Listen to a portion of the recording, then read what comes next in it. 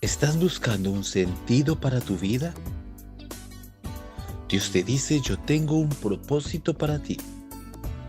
Embajadores del Reino presenta Propósitos de Vida. Bienvenidos.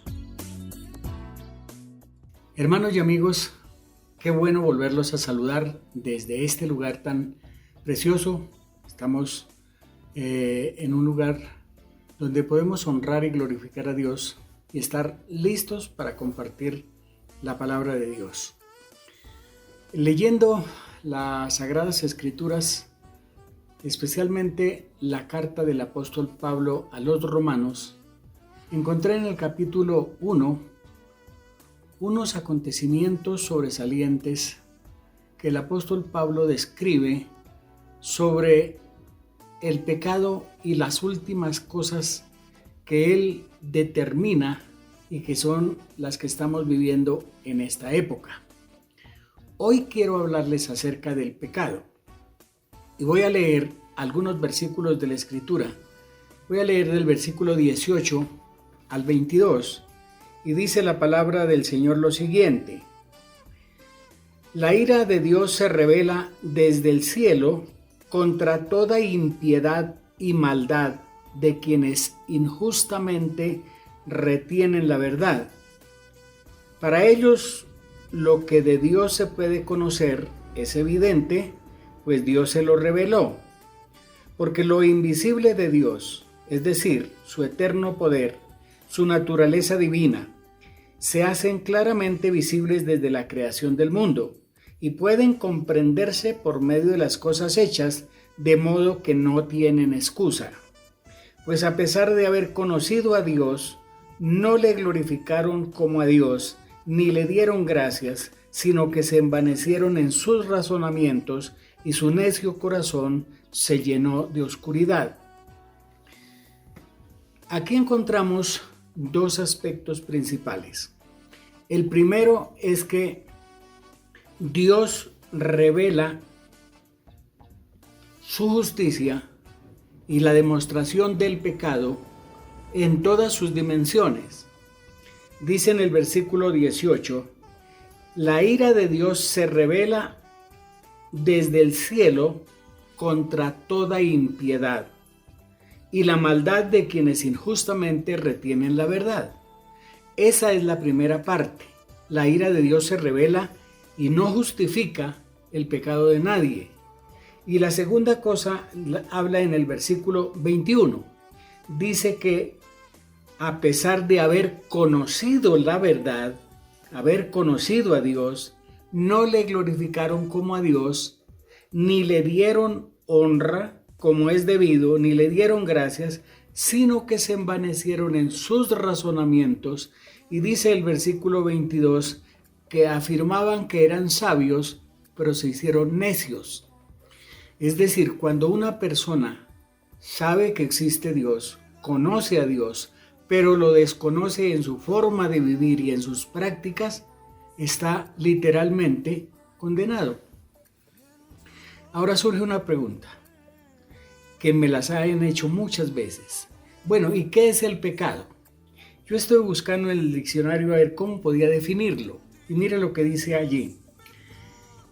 La definición es hecho, dicho, deseo, pensamiento contra la ley de Dios. No es una sola cosa. Son hechos, dichos, deseos y pensamientos en contra de la ley de Dios. Segundo, dice cosa que se aparta de lo recto y de lo justo para hacer lo indebido. Y la tercera que dice es vivir independiente de Dios o ir en contra de lo que Dios quiere. Y podríamos añadir el que voluntariamente, conociendo a Dios, se rebela contra él. Entonces, eso es el pecado.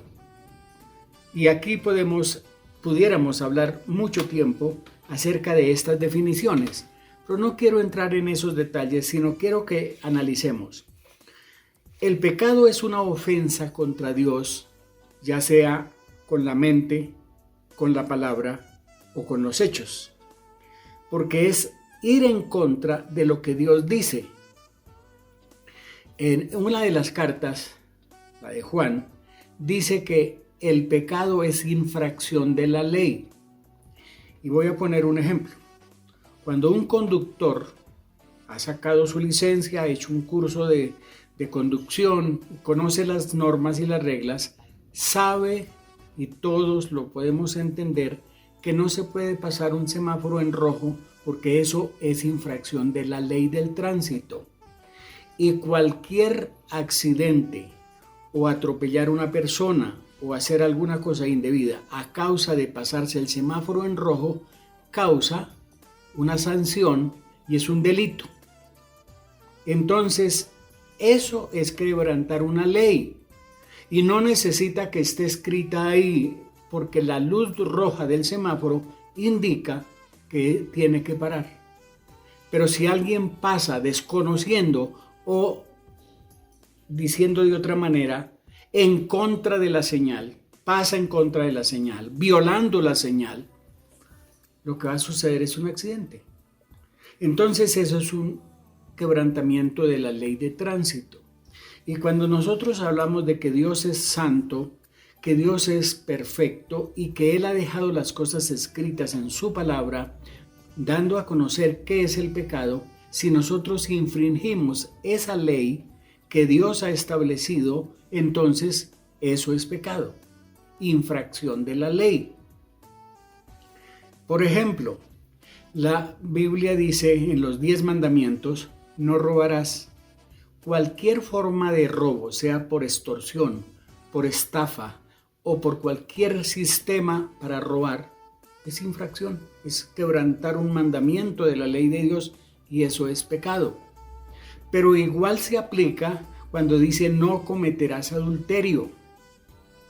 El adulterio es tener intimidad sexual con una mujer casada o si es el hombre casado con otra mujer que es diferente a su esposa. Entonces eso se llama adulterar una ley, quebrantarla, y eso es pecado. Así la gente lo haga y diga, no, eso es normal. Puede decirlo, puede hacerlo, pero eso es pecado. También la Biblia prohíbe, que de eso hablaremos en un programa de los próximos acerca de la inmoralidad. La Biblia dice, por ejemplo, que no debemos nosotros tener imágenes. Igual, si las tenemos, infringimos la ley. Si no honramos a nuestros padres, infringimos la ley. Y Dios ha dejado 10 mandamientos con cosas prácticamente estipuladas en la palabra, concretas, que se pueden resumir en una palabra: no hurtarás o no robarás. Eso es infracción, quebrantar la ley de Dios. Entonces, cuando nosotros hablamos de esto, la Biblia dice que todos hemos pecado y todos hemos hecho cosas en contra de la ley de Dios. Entonces uno diría, pues todos estamos condenados. Pues literalmente sí.